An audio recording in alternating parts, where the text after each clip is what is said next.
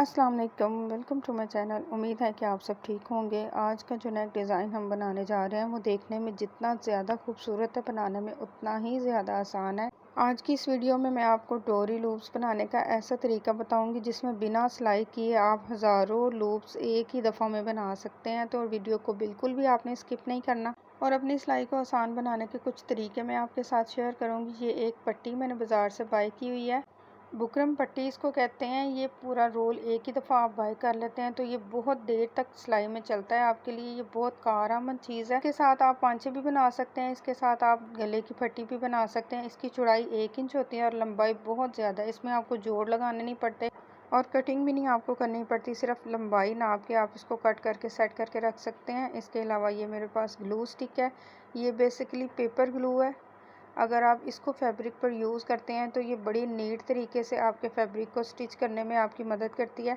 इसके अलावा जब आप लिक्विड ग्लू यूज़ करते हैं अपने फैब्रिक पर, तो जब आप उस पर सिलाई लगाते हैं तो सिलाई मशीन टांका छोड़ती है। इसलिए आप इस ग्लू को यूज़ करें ताकि आपकी जो सिलाई है वो बेहतर तरीके से लगे। ठीक है। ये एक हमने रेशम का धागा लिया है, इसके साथ हम इस पट्टी पर थोड़ी सी डिज़ाइनिंग करेंगे। उसी बुकरम पट्टी को हमने लेकर फैब्रिक पर पेस्ट कर लिया और इसके किनारे को हल्का सा हमने फोल्ड कर लिया। इसी ग्लू के साथ हमने किनारे को फोल्ड करके आयरन किया हुआ है। ठीक है।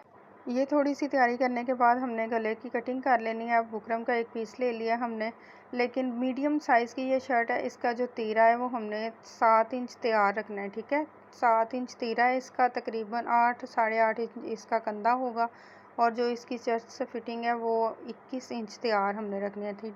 अगर आपके पास भी शर्ट इसी मेजरमेंट के आसपास है तो ये मीडियम साइज़ है। इस मीडियम साइज़ के लिए इस तरह का नेक कटिंग करेंगे। इसकी भी मेजरमेंट आपने नोट कर लेनी है। गले की चौड़ाई हमने 3.5 इंच पर रखनी है और जो इसकी टोटल हम लंबाई रखेंगे वो 7 से 7.5 इंच रखेंगे। जब आप वी शेप का गला कट करते हैं तो उसकी लंबाई आप हाफ इंच नॉर्मल गले से ज़्यादा रखते हैं। ठीक है। इसकी जो गुलाई वाली साइड है वो हम 4.25 इंच पर निशान लगाएंगे और इसी 4.25 इंच वाले निशान से भी हम 3.5 इंच चौड़ाई का निशान लगाएंगे और दोनों साइडों के निशान से हम लाइन अप कर लेंगे इसको। इस तरह से लाइन अप करने के बाद अभी हमने इसकी शेप बनाने का तरीका सीखना है। अगर तो आपको डीप नेक चाहिए तो कॉर्नर से आप 1 इंच का निशान लगाकर इसको राउंड शेप में मूव कर देंगे, लेकिन हमें बहुत ज़्यादा डीप नेक नहीं चाहिए, इसलिए हम 1.5 इंच का निशान लगाने के बाद फिर हम इसको राउंड शेप में ड्रॉ करेंगे और इसकी कटिंग करेंगे।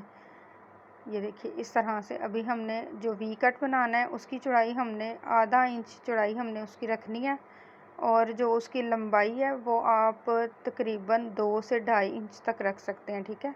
2.25 इंच पर मैंने इसकी लंबाई रखी है वी कट की और इसको ड्रा करने के बाद आउटसाइड से भी 1 इंच का मार्जिन रखने के बाद आपने इसको ड्रा कर लेना है और सिंपल ही हमने इसकी कटिंग कर देनी है।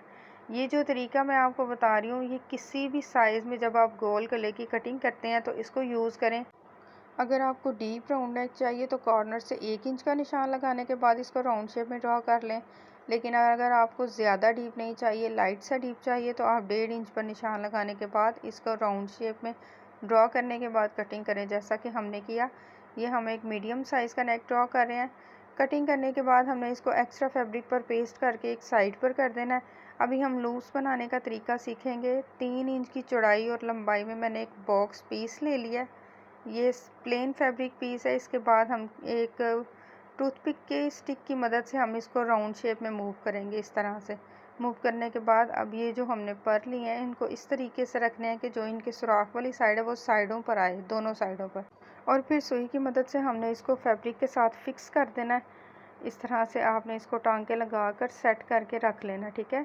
देखने में ये बिल्कुल लूप्स की तरह से लगेगा। जब हम इसको स्टिच करेंगे तो बड़ी आसानी के साथ हम इसको स्टिच कर लेंगे। इसी तरह से कुछ लूप्स हमने रेडी करके रख लिए हैं। इसके बाद जो पट्टी हमने रेडी की थी, जो हमने आयरन करके रखी थी, इस पर हम रेशम के धागे से इस तरह से सिलाइयाँ लगाएंगे।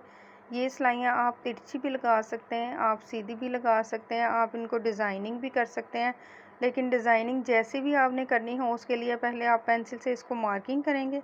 इसके बाद फिर आप किसी भी तरह की डिज़ाइनिंग कर सकते हैं।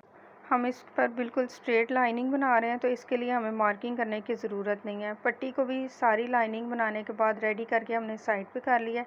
इसके बाद हम शर्ट का फ्रंट पैनल लेंगे और जो नेक हमने रेडी करके रखा हुआ है इसके किनारे को भी अच्छी तरह से हमने फोल्ड कर लिया। ठीक है। फैब्रिक पर पेस्ट करने के बाद इसके किनारे को भी अच्छी तरह से हमने फोल्ड कर लिया। अब शर्ट के सेंटर में अच्छी तरह से सेट करने के बाद हम इसका ये जो हमने वी कट बनाया हुआ है ना, ये वी कट, यहाँ पर हमने सिर्फ सिलाई लगानी है, ठीक है। और वी कट के साथ भी हमने सिलाई इस तरह से लगानी है कि हमने 1/2 इंच ऊपर वाली साइड से इसकी सिलाई को लगाना शुरू करना है, ठीक है। इस तरह से 1/2 इंच ऊपर से हमने इसकी सिलाई को लगाना शुरू करना है और बड़ी एहतियात के साथ इस सिलाई को आपने लगाना है। बुकरम के ऊपर आपने सिलाई नहीं लगानी। अगर आप बुकरम के ऊपर सिलाई लगाएंगे तो पलटने के बाद मुश्किल हो जाएगी आपको इसको सेट करने में। ये सिलाई लगाने के बाद जो पट्टी हमने रेडी करके रखी थी, ये वाली, इसके सेंटर बनाएंगे हम पहले। इसके सेंटर को बनाने के बाद हम इसकी थोड़ी सी शेप बनाएंगे।